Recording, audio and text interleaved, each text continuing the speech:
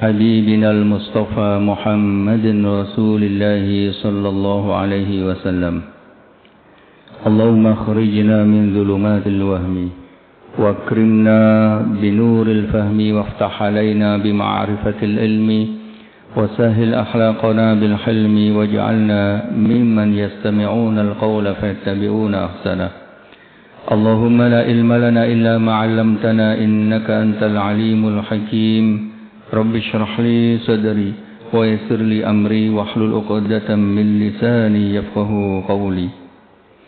Amma ba'du, hadirin hadirat yang dirahmati Allah, semoga amal ibadah kita diterima oleh Allah Subhanahu wa Ta'ala, diampuni semua dosa-dosa kita, diberikan ilmu yang manfaat, rezeki barokah, sehat walafiat, panjang umur untuk beribadah kepada Allah Subhanahu wa Ta'ala.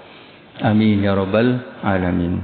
Pagi ini kita melanjutkan pengajian kitab Arba'in An-Nawawi sampai pada hadis yang ke-16. Sekarang kita maju. Hadis ini menjelaskan tentang nasihat dari Rasulullah sallallahu alaihi wasallam untuk tidak menuruti kemarahan. Hadis itu berbunyi, an Abi Hurairah radhiyallahu anna rajulan qala lin nabiy sallallahu alaihi wasallam awsini ya Rasulullah, qala la taghdab. Faraddada miraran qala la taghdab. Rawahu al-Bukhari.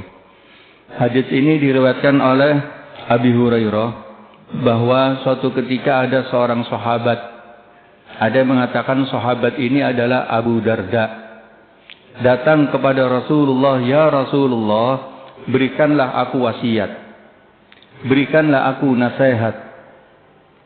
Rasulullah kemudian menjawab, la taghdab, janganlah engkau marah. Nasihat lagi ya Rasulullah, la taghdab. Nasihat lagi ya Rasulullah, la taghdab, sampai 3 kali. Rasulullah mengulang kata-kata la taghdab, janganlah engkau marah. Dalam riwayat yang lain itu bukan Abu Darda, tetapi seorang budak dari Ibnu Qudamah datang kepada Rasulullah kemudian menyampaikan, ya Rasulullah, nasihatilah aku tapi jangan banyak-banyak. Uniknya itu datang ke Rasul bilang gitu, ya Rasulullah, nasihatilah aku kulli qaulan wa aqlil alayya. Bahasa mudanya gini, ya Rasulullah, nasihatilah aku tapi jangan banyak-banyak, biar aku faham. Biar aku faham. Apa yang disampaikan Rasulullah? Rasulullah menjawab dengan jawaban yang sama, yaitu la taghdab, janganlah engkau marah. Lalu kemudian di dalam Al-Mu'jamul Awsat ditemukan hadis yang memiliki redaksi yang sama, ditambahi sedikit, lalu kemudian dihafalkan di TK-TK kita. La taghdab walakal jannah. Janganlah engkau marah, bagimu surga. Kalau ditanya apakah redaksi hadis ini riwayat dari Imam Bukhari? Iya. Pada redaksi la taghdab, janganlah engkau marah. Adapun tambahan walakal jannah itu ada di dalam Al-Mu'jamul Awsat lil Imam At-Tabrani. Artinya secara sanad yang Mu'jamul Awsat ini lemah, tetapi secara makna memiliki makna yang sama dengan hadis yang diriwayatkan oleh Imam Bukhari. Nasihatnya simpel, ya Rasulullah, berikanlah aku nasihat, dinasihati, janganlah engkau marah. Para ulama kemudian membahas tentang ini. Marah itu kan seperti sebuah psikologi. Kalau kita sudah marah, ya marah, tidak bisa ditolak, sama dengan cinta.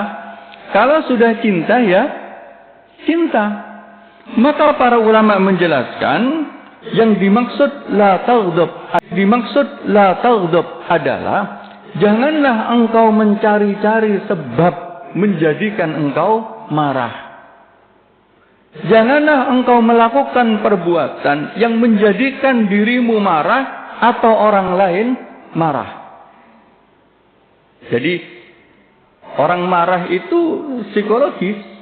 Artinya ketika katakan barangnya tiba-tiba dipecahkan, barangnya tiba-tiba dirusakkan, secara spontan dia marah. Maka kemudian di dalam hadis yang lain, laisa syadidu bisur'ati, bukanlah orang yang kuat itu orang yang mampu melawan orang lain. Orang yang kuat adalah orang yang menahan diri ketika dia marah.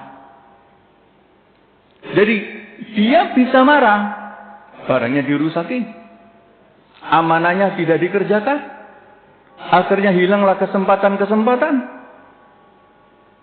Kalau dia bisa menahan itu, itulah termasuk golongan orang-orang yang kuat. Lah, apa nasihat pesan yang pertama? Janganlah melakukan perbuatan yang menjadikan diri kita marah atau orang lain marah. Ini pernah terjadi di zaman Rasulullah sallallahu alaihi wasallam ketika Rasulullah ketemu dengan sahabat Wahsy. Sahabat Wahsy itu sahabat yang membunuh paman Rasulullah bernama Sayyiduna Hamzah. Coba bayangkan, ketika ketemu Rasulullah itu ingin tahu gimana kamu dulu bunuh. Ceritakanlah gimana cara membunuhnya ya Rasulullah. Aku ini kan budak. Hanya dijanjikan untuk kalau aku bisa membunuh yang namanya Hamzah, aku bebas. Apa sih kekuatan seorang budak? Apa sih keinginannya kalau tidak ingin bebas dari perbudakan? Dan aku adalah ahli tombak. Sekali tombak pasti kena. Akhirnya tugasnya dalam perang Uhud hanya satu, menembak Sayyiduna Hamzah, tidak menembak siapa-siapa. Aku tombaklah dia, kena ya Rasulullah di dadanya. Tetapi ternyata tuanku yang menyuruhku tidak cukup di situ, disuruh membedah jantungnya, paru-parunya, semuanya dibuka. Kalau zaman sekarang dimutilasi.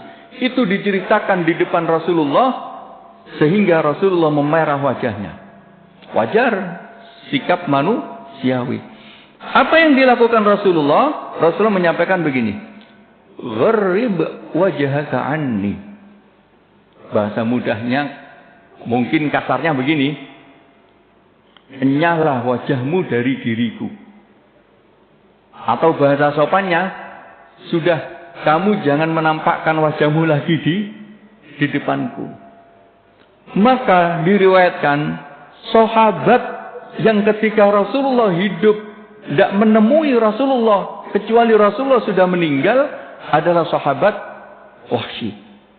Karena apa? Sahabat Wahsy memahami benar kalau aku dilihat Rasulullah pasti beliau marah, manusiawi sebagai seorang manusia karena telah membunuh pamannya. Diriwayatkan kalau Rasulullah lewat jalan sini, Wahsy akan cari jalan yang lain.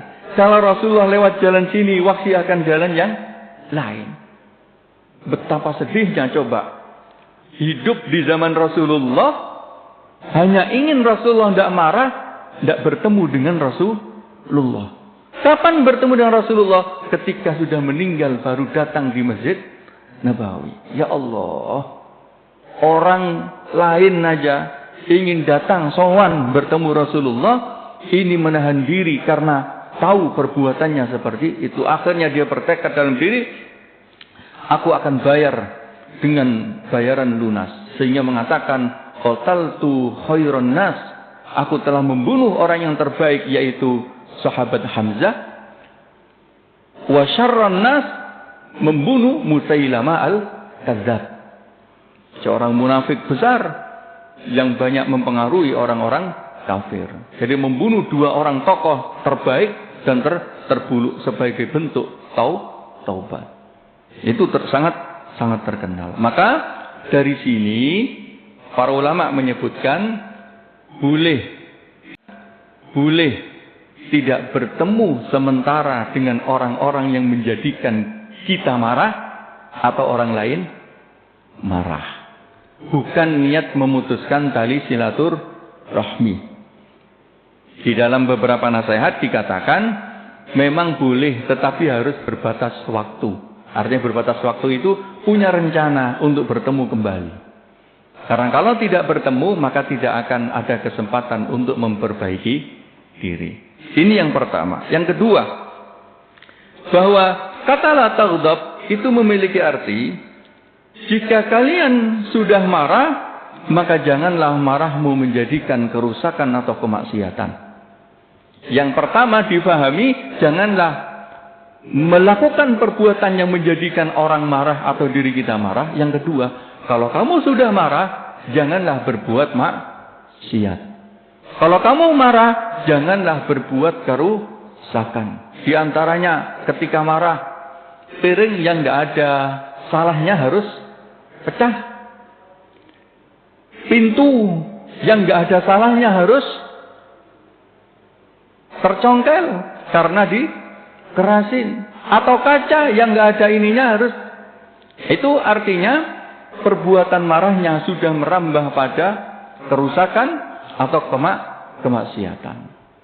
Maka kemudian sama disampaikan, orang yang mampu menjaga kemarahan padahal dia bisa marah, itulah termasuk orang-orang yang kuat. Maka kemudian dinasihati oleh Rasulullah sallallahu alaihi wasallam, "Alimni du'aan adu bihi ya Rasulullah." Ya Rasulullah, nasihatilah aku doa sehingga aku bisa selamat dari kemarahan itu. Salillah al-afiyata, mintalah kepada Allah al-afiyah. Al-afiyah itu adalah kesehatan jiwa kita. Maka kemudian kita menyebutkan sehat wal-afiyah. Sehat itu tubuh, wal-afiyat diri kita, jiwa kita. Ternyata ini ada hadisnya, diriwayatkan oleh Imam At-Tirmidzi. Jadi salil afiyata fid dunya wal akhirah. Mintalah kesehatan jiwa di dunia dan di akhirat. Hadirin hadirat yang dirahmati Allah. Itu diantara nasihat tentang ghadab, yaitu marah. Lalu kemudian bagaimana obatnya? Sekarang berbicara tentang obat. Ada dawaun dafi wa dawaun rafi. Dawaun dafi itu adalah obat yang menenangkan. Obat yang menenangkan itu Rasulullah sallallahu alaihi wasallam ketika melihat sahabat marah, apa yang disampaikan Rasulullah? Andaikan hamba itu ketika marah langsung berlindung kepada Allah Subhanahu wa taala, maka dia tidak akan marah terus. Karena hakikatnya marah itu dari syaitan. Ketika dia marah, berlindunglah kepada Allah Subhanahu wa taala dengan ucapan a'udzu billahi minasyaitonir rajim. Maka orang yang marah itu disunnahkan untuk membaca a'udzu billahi minasyaitonir rajim. Aku berlindung kepada Allah dari godaan setan yang terkutuk. Maka marah itu bagian dari setan. Di dalam ini para ulama menyatakan bahwa al-ghadabu nisfu syarr. Marah itu adalah separuh dari keburukan. Keburukan separuhnya apa? Syahwat. Ternyata puncak muara dari orang maksiat itu menuruti dua hal. Kalau dia tidak menuruti syahwat, pasti menuruti kemarahan. Jadi kalau dia tidak menuruti syahwat itu keinginan, akhirnya dia maksiat, maka yang kedua dia menuruti kemarahan. Maka ketika dia dalam kondisi seperti itu, dia diperintahkan untuk segera berlindung kepada Allah Subhanahu wa ta'ala. Yang kedua adalah dawaun rafi, obat yang menghilangkan. Tetapi kadang ini disebutkan obat yang menghilangkan ini kadang dieman-eman. Apa obat yang menghilangkan? Rasulullah berkata, jika kamu marah, maka duduklah. Jika kamu masih tetap marah, maka berbaringlah. Lalu kemudian wudhulah. Dalam hadis yang lain, mandilah. Khalifah Muawiyah bin Abi Sufyan itu pernah pas khutbah seperti ini. Khutbah tidak disebutkan marahnya apa, intinya dia marah pada jamaah. Ketika dia marah, turun izin sebentar saja. Turun ternyata mandi. Setelah mandi kembali lagi ke mimbar. Ditanya, kenapa engkau tadi turun wahai Muawiyah? Aku tadi pas di atas mimbar marah semarah-marahnya. Saya nggak akan bisa menghilangkan marah itu kalau tidak dengan mandi. Ternyata kemarahan itu termasuk jamratun minan nar, yaitu bara api. Dia bisa padam dengan kita duduk atau kita baring, kita wudhu, lebih kuat lagi kita mandi. Nah, itu yang menghilangkan. Di sini hampir dipastikan dia akan hilang rasa marahnya. Maka ditutup dengan wudhu dan mandi. Tapi faktanya di sini banyak orang tidak mau melakukan itu karena masih ingin marahnya berlangsung. Makanya kemudian yang sadar dia marah, pegang tangannya, ajak duduk. Duduk dulu. Dalam riwayat hadis yang lain, jika ada yang marah, falyaskut, harusnya dia diam. Sama dalam keluarga kita. Kalau suami kita marah, istri harus diam. Kalau istri marah, kita harus diam. Jangan dua-duanya marah. Jadi idza ghadiba ahadukum falyaskut. Maka kalau ada yang marah, diamlah. Ini diantara nasihat tentang kemarahan.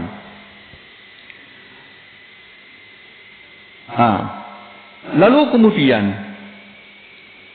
bagaimana ini tadi kan kemarahan kepada orang yang kita mampu marah. Sekarang bagaimana kalau kita marah tapi kepada orang yang lebih tinggi kepada kita? Tadi ini kita diberitakan menahan adalah marah kepada orang yang lebih rendah dari kita, kepada anak, kepada murid, kepada saudara yang lebih muda. Sekarang posisinya gini, yang menjadikan kita marah orang yang lebih tua, lebih tinggi derajatnya, yang bisa hanyalah rasa benci, rasa gerundel, akhirnya dia marah. Apa yang dinasihatkan Rasulullah sallallahu alaihi wasallam?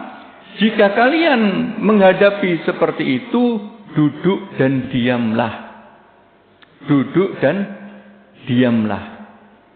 Karena sungguh tidak akan memberikan manfaat apa-apa rasa permusuhan itu. Jadi diperintahkan untuk duduk dan diam. Mencari tempat yang lain. Karena menentang pun tidak ada manfaatnya. Menentang pun tidak ada manfaat. Karena apa? Dia satu lebih tinggi derajatnya, dua lebih tua umurnya, tiga lebih. Maka diperintahkan, sudah hilangkanlah rasa marah itu dengan duduk, kemudian diamlah. Diam dari itu semua. Maka dari sini di dalam hadis-hadis yang lain bahwasanya Rasulullah sallallahu alaihi wasallam juga bersikapnya sebagaimana di dalam Al-Qur'an. Wahfid janahaka lil mu'minin. Bersikap rendahlah di hadapan orang-orang mukmin. tidak menunjukkan kehebatannya, tidak menunjukkan kemarahannya, tidak menunjukkan kekuatannya. Jadi itu khitabnya dari Allah kepada Rasulullah, tetapi maksudnya kepada umatnya. Wa kunta fazzan ghalidhal qalbi lam faddu min haulik. Andaikan engkau wahai Nabi Muhammad itu bermuka masam dan hati yang keras, pasti mereka akan menjauh. Dari sini kemudian maka hukum dasar bertemu dengan orang mukmin, baik yang senang sama kita atau tidak senang sama kita, adalah senyum dan bermuka ceria. Senyum dan bermuka ceria. Karena apa? Disebutkan sungguh yang tadi diusahakan itu, yaitu dengan a'udzubillahi minasyaitonirrajim, dengan duduk, dengan wudu, dengan ini semuanya, yang paling mujarab di dalam menghilangkan rasa marah adalah memunculkan rasa tauhid di dalam diri kita. Bagaimana memunculkan rasa tauhid? Jalannya seperti ini. Bahwa hukum dasar kita bertemu dengan orang mukmin itu bukan marah, tetapi senyum dan bahagia. Ketika kita ketemu dengan orang yang memuji kita, menyukai kita, maka kita senyum. Ketika kita ketemu dengan orang yang membenci kita dan mencaci kita, biasanya apa? Cemberut. Tidak. Diperintahkan senyum. Apa kata para ulama? Senyum saja. Karena sesungguhnya dua orang ini, satu memuji, satu mencaci, sama-sama makhluk Allah, sama-sama hamba Allah. Maka interaksi kita bukan dengan dia secara nama, tetapi interaksi kita kepada dia secara hamba Allah. Sehingga seorang hamba yang punya kesadaran seperti ini, ketika dia ketemu dengan orang yang memuji biasa saja, ketemu dengan orang yang mencaci biasa saja, biasanya bagaimana? Sama dengan hukum dasar wajah kita, yaitu senyum dan ceria. Maka hakikatnya hamba itu sedang ingat kepada Allah.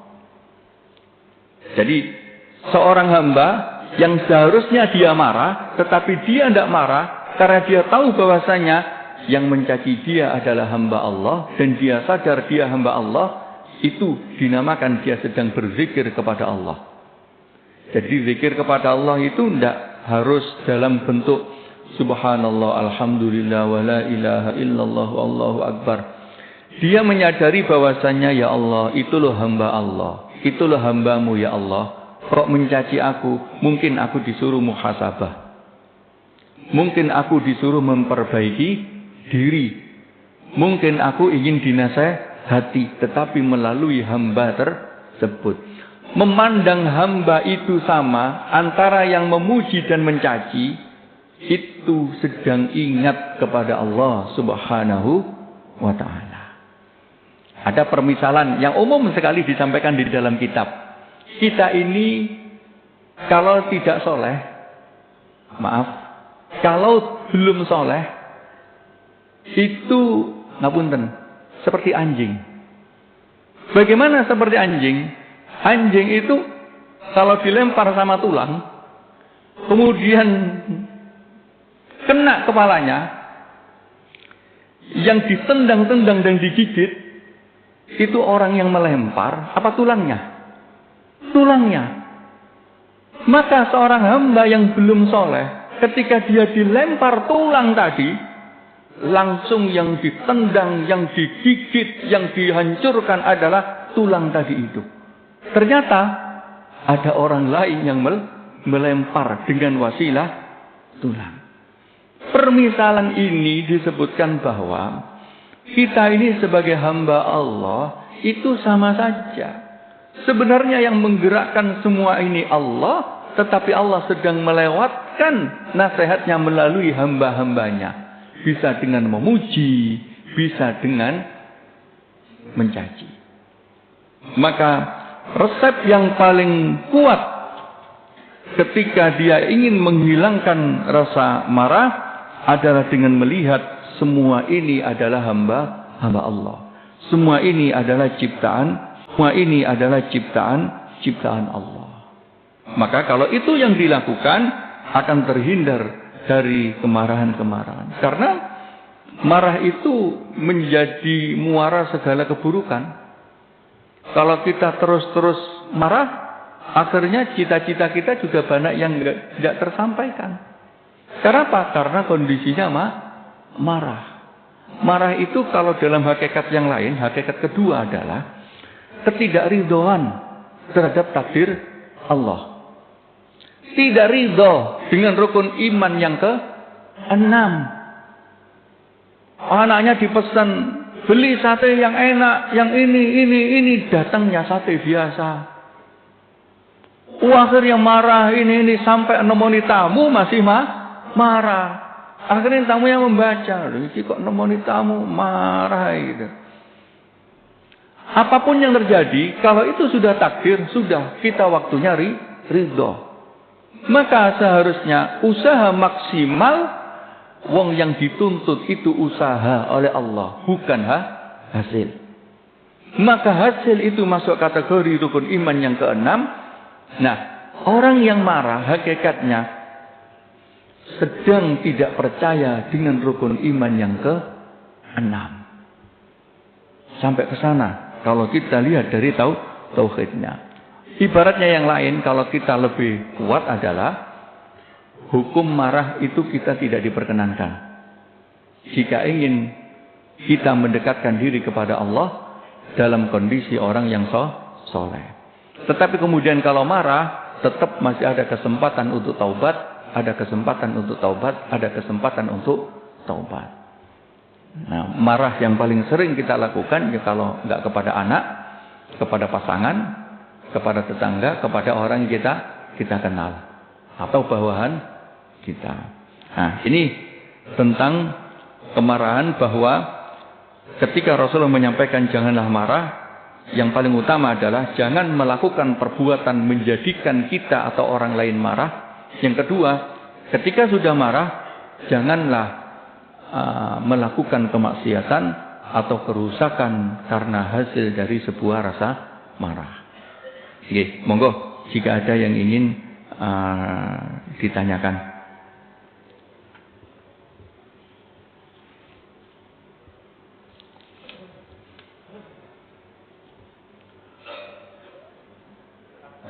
Oke, monggo.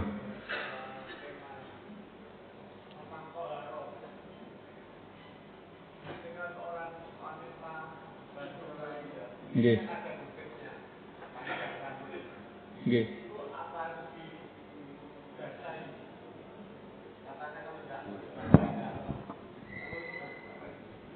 Oh, oke. Baik.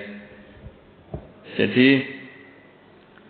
semua laki-laki dan perempuan yang membasuh wajah itu definisinya adalah, apunten, ini kuping telinga ini yang ada ini kecil, ini sampai ketemu sini, ini namanya wajah.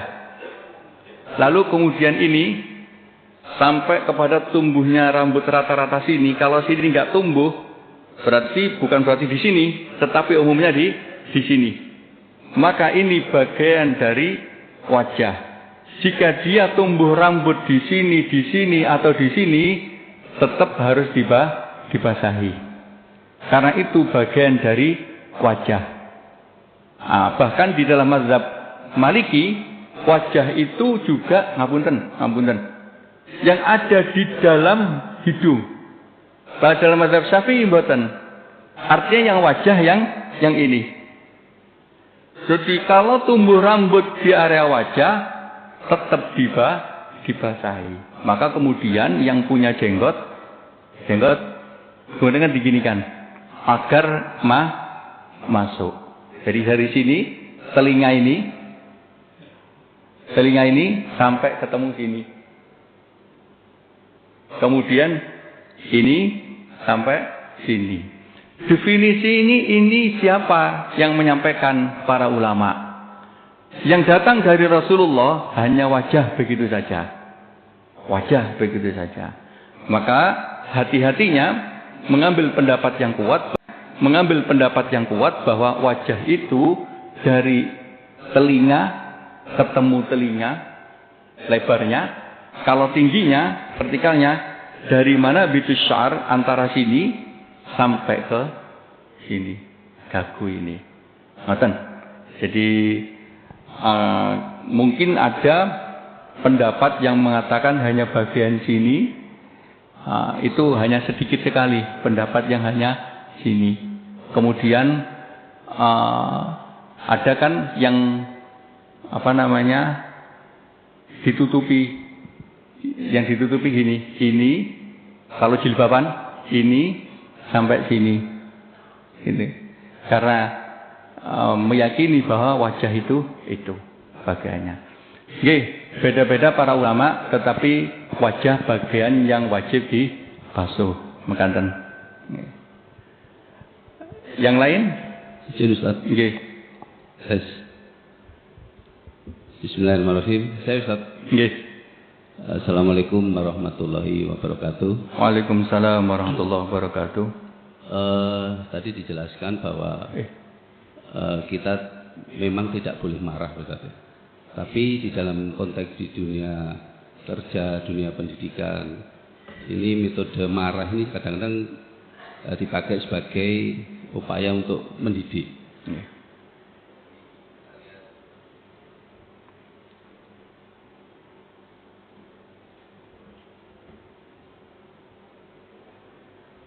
Ya, kita lihat seringkali di medsos, di dunia televisi, para pejabat marahi anak buah, para guru memarahi anak didik. Ini suatu yang sudah biasa, atau dalam psikologi mungkin ini, saya nggak tahu ilmu psikologi apakah ini dibenarkan gitu. Dan juga tadi kalau dihubungkan dengan penjelasan Ustadz tadi bahwa marah itu terkait dengan karakter juga, karakter manusia, sehingga dianggap ini manusiawi tadi, marah ini. Nah, terus dihubungkan juga dengan marah itu ada batasnya. Seringkali kita kan marah itu ono batas sih. Nah, ini bagaimana Ustaz menurut pendapat? Demikian, terima kasih. Assalamualaikum warahmatullahi wabarakatuh. Waalaikumsalam warahmatullahi wabarakatuh. Bagaimana hukum marah mendidik? Rasulullah Shallallahu Alaihi Wasallam itu juga jika ada kemaksiatan yang dilanggar, ihmarra wajhuhu, ihmarra wajhuhu, wajahnya menjadi memerah. Artinya Rasulullah tetap manusia biasa yang hukum dasarnya adalah sumeh. Sumeh itu ceria. Tetapi kalau dilanggar syariatnya, ya juga sama, marah. Bisa semuanya diam, tidak bisa melihat wajah Rasulullah Sallallahu Alaihi Wasallam. Di dalam cerita Nabi Musa, suatu ketika pernah memarahi Bani Israel. Ketika marah, Nabi Musa itu menghilang. Ketika menghilang, orang-orang Bani Israel langsung begini, wah Musa ini marah tadi. Yang lain, enggak, dia itu enggak marah beneran, dia hanya marah mendidik. Bener tak? Enggak muncul-muncul. Ternyata Nabi Musa mandi di telaga yang agak jauh. Setelah marah enggak kembali. Taunya kapan? Ketika Nabi Musa mandi, pakaiannya itu dihembus angin. Akhirnya lari. Lari, dikejarlah pakaian itu sampai kembali ke kaum Bani Israel. Lalu Bani Israel mengatakan, loh lihat, beliau itu marah bukan marah beneran. Tetapi ghadabut ta'dib bahasanya di sini. Ghadabut ta'dib itu adalah marah karena untuk mendidik. Itu yang pertama. Yang kedua, itu kan karakter. Nah, apakah bisa ditolerir orang yang marah karena karakter? Nah, itu yang perlu perjuangan. Ada orang yang memang dilahirkan pendiam sehingga marah pun tidak kelihatan. Ada orang yang dilahirkan ekspresif. Sedikit saja kayak marah. Maka di dalam nasihatnya, intinya yang paling utama adalah jangan membuat orang marah atau diri kita marah. Yang kedua, kalau marah jangan sampai berbuat maksiat. Artinya karakter marah mudah tersinggung, dikit-dikit langsung marah. Itu bisa jadi sudah karakter psikologi yang tidak bisa dihindari. Yang tidak boleh dilakukan adalah kalau sudah marah jangan melakukan kerusakan. Di dalam keterangan yang lain, kalau sudah marah jangan memutuskan apa-apa. Jadi kalau masih marah, dalam kondisi marah, duduk aja dulu, berbaring aja dulu, wudhu saja atau mandi, jangan memutuskan apa-apa. Karena kalau memutuskan apa-apa, bisa jadi keputusannya tidak benar. Nah, jadi itu dua yang dipesankan. Kalau sudah marah, jangan sampai melakukan kemaksiatan atau kerusakan. Maka yang perlu dilakukan adalah terus memberikan ilmu kepada diri kita bahwa apapun yang terjadi, diceritakan di sini. Padahal kitab ini sudah lama, hampir 1000 tahun yang lalu. Kalau kamu marah, ajaklah temanmu menyaksikan kamu marah. Nanti ketika sudah tidak marah, mintalah cerita bagaimana wajah dia, bagaimana ucapan dia. Ini bahasa dulu, nggih. Bahasa sekarang, nanti kalau aku marah, videoin. Setelah kamu video, nanti kirim ke aku. Pasti akan kecewa dengan video tersebut. Jadi, tapi bahasanya enggak, ajaklah teman, suruh menyaksikan bagaimana ekspresi ketika dia marah, bagaimana warna wajahnya, bagaimana sampai bibir syafatainya, kemana, nanti suruh cerita. Bahasa sekarang, videoin, nanti kirim ke saya. Artinya adalah, orang marah pasti akhirnya adalah penyesalan. Karena sesungguhnya hakikat hukum normal kita adalah senyum, dan hukum hakikat normal kita adalah baik. Kalau ada sesuatu yang baru, itu adalah hal yang harus kita hilangkan. Nggih, itu. Masih ada yang lain? Nggih, monggo.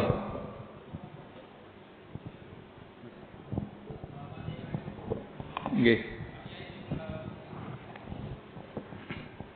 Ini Pak Kiai. Barangkali apa ada doa Pak Kiai jika kita itu berada di situasi di mana kita itu dites, diuji oleh lingkungan kantor atau lingkungan kerja, itu apa kita bisa marah atau tidak? Karena beberapa lingkungan itu barangkali ada yang disebut dengan kantor yang toksik Pak Kiai. Toksik itu ingin tahu bahwa kalau kita marah itu kita punya apa ya? Punya taring gitu. Punya ya kekuatan gitu. Jadi kita enggak dianggap orang yang barangkali culun gitu Pak Kiai. Dan yang kedua Pak Kiai, di dalam hukum apa law of vibration, hukum getaran itu marah ini energi apa? Energi negatif. Nah, sedangkan energi negatif ini katanya itu juga menarik hal yang buruk seperti kekurangan dan kurang dan sebagainya, kurang dan seret. Nah, apa betul Pak Kiai di dalam keluarga yang sering ada pertengkaran itu justru malah makin seret Pak Kiai? Seperti itu. Ya. Dua pertanyaan. Terima kasih. Terima kasih. Di dalam dunia kerja mungkin kita memang diuji. Saya kira diuji itu tidak hanya di dunia kerja. Hidup dengan bertetangga juga diuji. Hidup dimanapun diuji. Apapun bentuk lingkungan kita, setoksik apapun atau seburuk apapun, satu, kita harus tetap menjadi orang soleh. Bagaimana orang soleh itu? Kita lakukan yang benar, kita jauhi yang buruk. Apapun itu bentuknya. Yang lain katakan suka ngerasani, yang lain katakan suka membanding-bandingkan hartanya, yang lain bersikaplah mewarnai. Mewarnai itu apa? Jangan ikuti mereka. Kita sikaplah tegas bahwasanya model hidupku adalah ini. Tidak mau ngerasani, tidak mau banding-bandingkan, waktunya sholat, waktunya kerja. Yang penting tugas kita selesai. Sebisa mungkin seperti itu jika kita di dalam masyarakat. Artinya, kalau toksiknya biasanya harus melakukan maksiat ini, sebisa mungkin kita nggak mengikuti itu. Nggak mengikuti itu. Lakukanlah kegiatan-kegiatan yang lebih bermanfaat sehingga kita mewarnai bahwasanya menjadi orang baik itu lebih baik loh dan lebih menenangkan. Takut nggak punya teman. Nggak, Allah pasti akan menunjukkan jalannya. Kita akan memiliki teman-teman yang dipilihkan oleh Allah Subhanahu wa Ta'ala. Itu yang pertama. Yang kedua, apakah marah itu masuk kategori energi negatif? Iya, diantaranya. Bahkan beberapa penyakit itu muasalnya dari marah. Yang malah marah itu disimpan. Tidak pernah disampaikan sama sekali.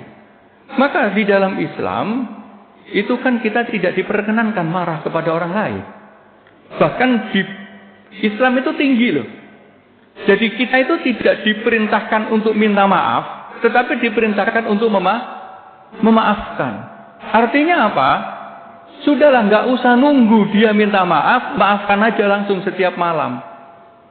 Karena apa? Kalau kita tidak memaafkan, marah ini loh yang akan menjadi penyakit bagi diri kita. Kalau sudah menjadi penyakit, ya pasti akan mempengaruhi rezeki, akan mempengaruhi kesehatan, akan mempengaruhi ketenangan. Coba ngapunten. Kalau kita nggak memaafkan orang lain, ketika ngobrol itu loh canggung, nggak enak. Yang harusnya tenang menjadi canggung. Lah, di antara bukti dia memaafkan apa? Sapa dia. Bukti memaafkan, sapa dia, yaitu mengucapkan Assalamualaikum warahmatullahi wabarakatuh. Ini bahasa Islamnya. Kalau bahasa Jawanya di kita, apa? Monggo, tempundi Pak, ke masjid, nggih, di atas. Itu bagian dari menyapa. Katakan kadang ngapunten, kita punya hukum seperti ini. Lapoh dhek sing salah kok. Dhek kudu nyopo sik. Dhek kudu minta ampun sik. Kalau kita mengambil konsep itu, maka kita akan sakit terus. Kenapa? Menunggu dia untuk minta maaf. Padahal di dalam Islam, maafkanlah dia. Karena apa? Posisi orang yang benar itu lebih tinggi daripada orang yang salah. Ketika benar, jadilah guru. Jadilah uswatun, yaitu panutan. Maka sapalah dia. Sapalah. Kalau kita sudah menyapa, obat dari orang yang saling dengki adalah bertegur sapa. Kalau belum bertegur sapa, saya yakin pasti rasa sakit itu tidak akan selesai. Ketika ketemu itu loh dagdikduk. Sudah buka pintu, sana juga buka pintu, waktunya keluar, nggak jadi, nanti dulu. Ada dia mau lewat. Kadang seperti itu. Jadi, monggo. Kita maafkan siapapun yang telah berbuat buruk kepada kita. Kalau kita yang berbuat buruk, kita segera minta maaf. Toh hidup kita ya untuk itu. Untuk saling memaafkan. Bukan untuk saling melanggengkan perkara. Nah itu. Okay. Nah ini, saya malah kemarin diminta. Oh ini, Ustaz, kalau umroh sambil ngaji. Oh nggih. Maka hadis ini saya bawa di umroh nanti tanggal 21 Januari. Umroh plus paket ngaji arba'in. Sambil tanya jawab Islam. Monggo kalau barangkali ada yang mau ikut. Jadi katanya gini. Masa umroh itu kadang ibadah tok. Gak ada tanya jawabnya. Gak ada nasihatnya. Saya pikir ngaji arba'in pas itu. Insya Allah gak sampai pulang sudah khatam. Dengan tanya jawabnya. Perjalanan ngaji, lalu kemudian pas makan itu kan biasanya ngobrol sana. Jadi ibadah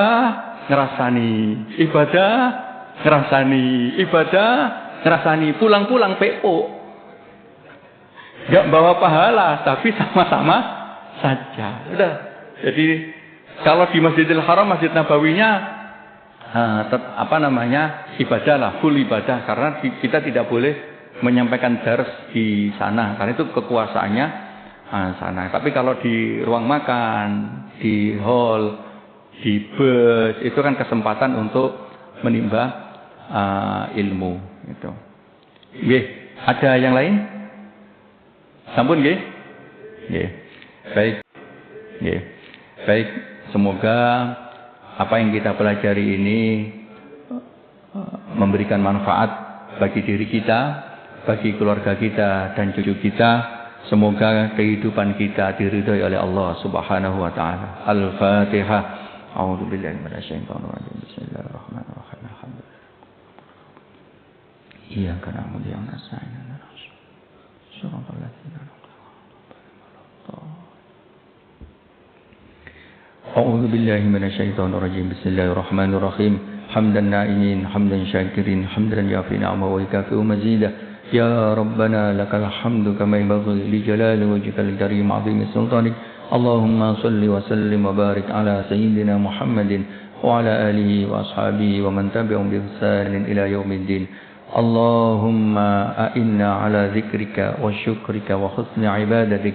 Allahumma inna nas'aluka ilman nafi'a wa rizqan wasi'an mubaraka wa shifaan min kulli da'. Allahumma ij'alna wa ahlana wa auladana wa talamidana min ahli al-ilmi wa ahli al-khair wa min ibadika as-salihin wa min ulama'ika al-'amilin wa min aghniya'ika syakirin wa min hamalati al-Qur'an wa la taj'alna wa iyyahum min ahli syarri wa dhair.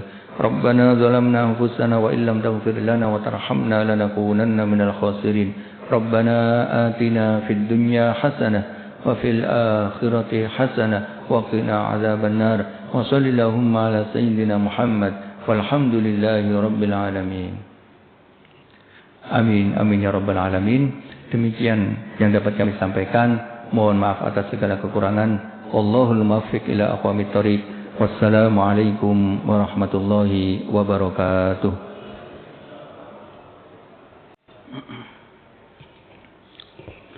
Assalamualaikum warahmatullahi wabarakatuh.